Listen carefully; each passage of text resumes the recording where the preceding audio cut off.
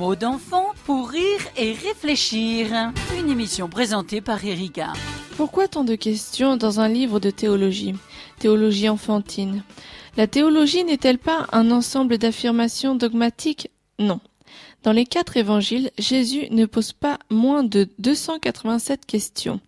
On y trouve bien moins de déclarations et d'affirmations. Sa première déclaration est en fait une question. Pourquoi me cherchiez-vous? Dans l'évangile de Luc, chapitre 2, verset 49. Lui, comme les enfants de partout, se plaisait à écouter et à poser des questions. Dans l'évangile de Luc, chapitre 2, verset 46, devenu adulte, Jésus garda cette caractéristique de l'enfant. Même à la croix, il posa une question.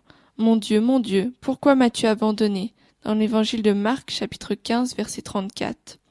Plus tard, face à un ennemi de l'Église, il lui dit « Saül, pourquoi me persécutes-tu » dans Actes chapitre 9 verset 4. Lorsque je devins chrétien et me posais des questions essentielles, les seules réponses que je trouvais dans la Bible étaient 2 questions supplémentaires.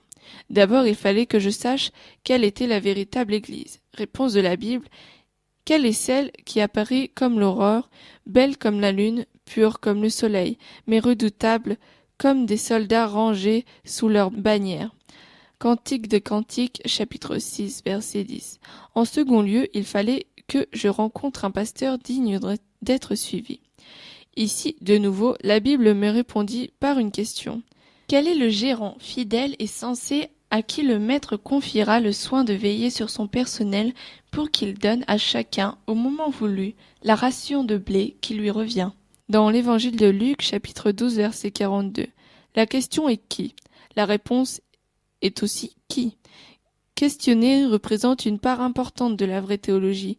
Heidegger disait « Questionner, c'est la piété de la pensée » dans 1 Corinthiens chapitre 13 verset 9. C'était Mots d'enfant présenté par Erika.